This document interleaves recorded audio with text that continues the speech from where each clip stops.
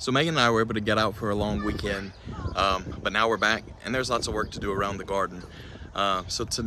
Today, before we lose sunlight, I'm gonna try and prune these tomato plants a little bit and just kind of show you the process of how we got things set up and what the plans are with it in the future.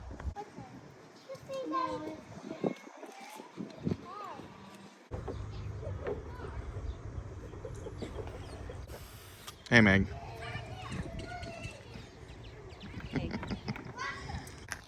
So I've been doing a lot of research on companion planting when it comes to tomatoes, and a couple of the things that I've seen to plant along with the tomatoes are basil, marigolds, as well as radishes. So we're gonna look at those right now. So I've got some radishes planted right in here, and they're actually looking pretty good. They're still not quite there, but we'll check on those in about a week and pull some up to see what they're looking like. But in the meantime, I'll probably tomorrow plant some more radish seeds to get some more going, so that once I pull these up, they'll have new ones in the ground. Now the reason for this is supposedly some of the pests that are attracted to the tomatoes will actually prefer the radishes over the tomatoes. So we're not really big radish eaters here, but if the pests are, I'll gladly plant a buffet for them. Second thing is the basil. So I had shown in the garden tour video the basil in the other bed, but just recently I had planted some purple basil. Hey Coda. So I had planted them in containers and then transplanted into the garden. Now I didn't know if I should transplant them in the little clump that I had and thin later, or to just thin before I transplant them. And so I tried an experiment, and this was the one that I had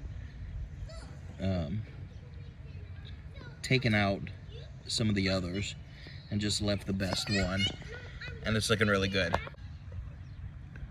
Now on this one, I had just taken the whole small pot and just planted everything in to kind of take out later and pick the best to see which would be the better option. And I believe that the single one did a whole lot better. So right now I'm actually going to pick the best of these and clip off the rest.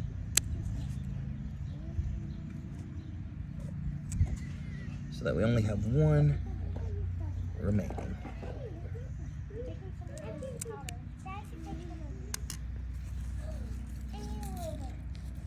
And there we go.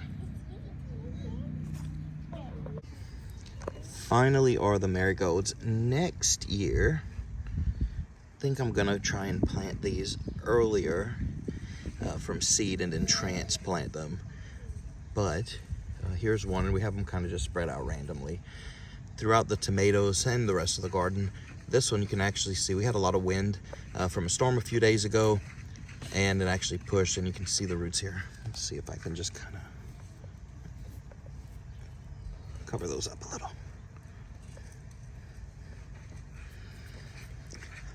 But like I said in the last video, this is kind of our experimenting year, and we're gonna see how these things do, and we're gonna learn from our mistakes, because there's bound to be plenty of them. Now, as far as pruning is concerned, I'm gonna use the method that Jessica from Roots and Refuge uses. And so we're gonna look a little bit at that now. We're gonna cut off any of the stems that are touching the ground, just to kind of help protect it from disease. So for instance, this plant here, we've got a couple things here. We've got a sucker here that we're going to take off. So we're gonna take off suckers throughout all our plants, because the method that we're using is to have one main stem that goes all the way up. So here's another sucker. Take that out. And then this branch is really low, So I'm going to take that out, just a clean snip. And I'm actually gonna take these two out as well.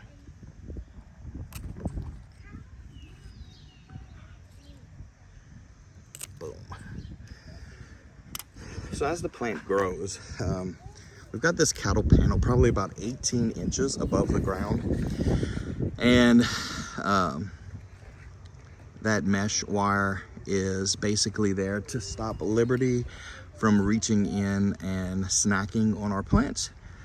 So eventually, once the plant gets tall enough to reach the cattle panel, we're going to take off all the lower branches so that we can have some great airflow down here.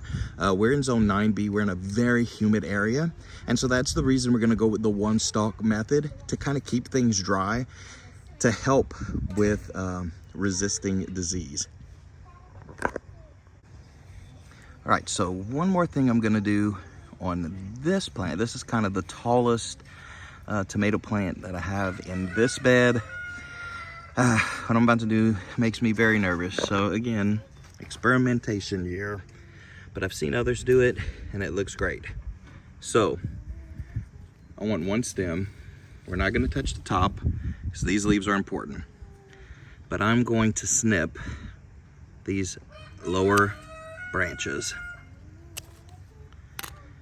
And we're gonna secure this here.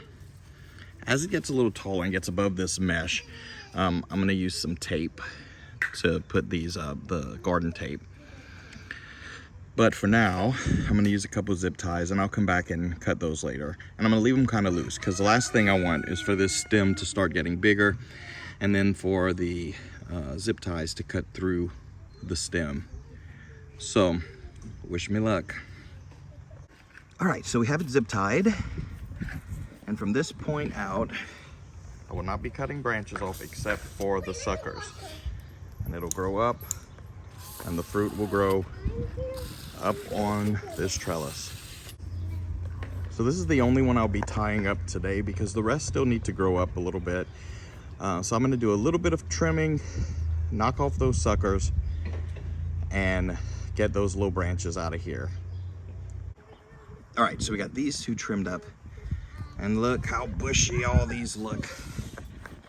Hello, Liberty.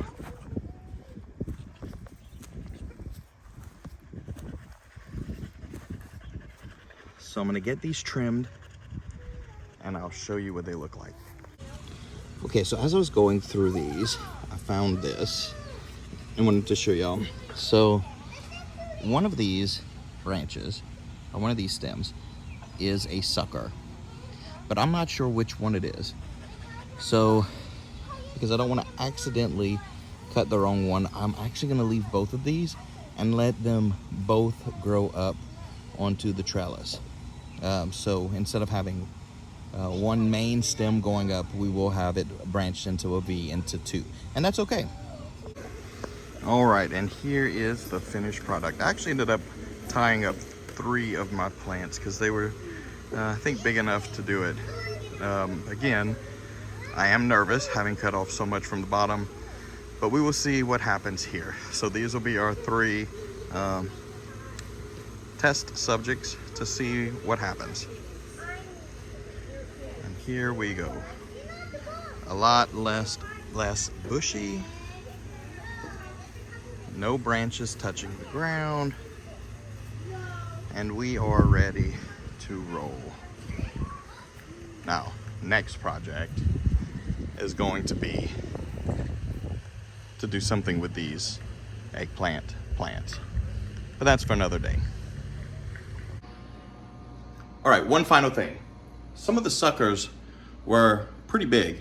So what I'm gonna try and do is clone some of these plants by taking the suckers, putting them in water, and let the roots grow, and then transplanting them back into the garden. This is a great way to get some free tomato plants. So we're gonna try it out, and I'll report back in a few days to a week to see how they're doing. So I've just got a mason jar of water, and I'm just going to place them in here. Then I'm gonna put them outside in a shaded area. And we'll check back in a few days to see if those roots are starting to come out. Well guys, so that's it for tomato pruning today. Thank you so much for hanging out with me, and we'll see you next time. Be sure to like and subscribe.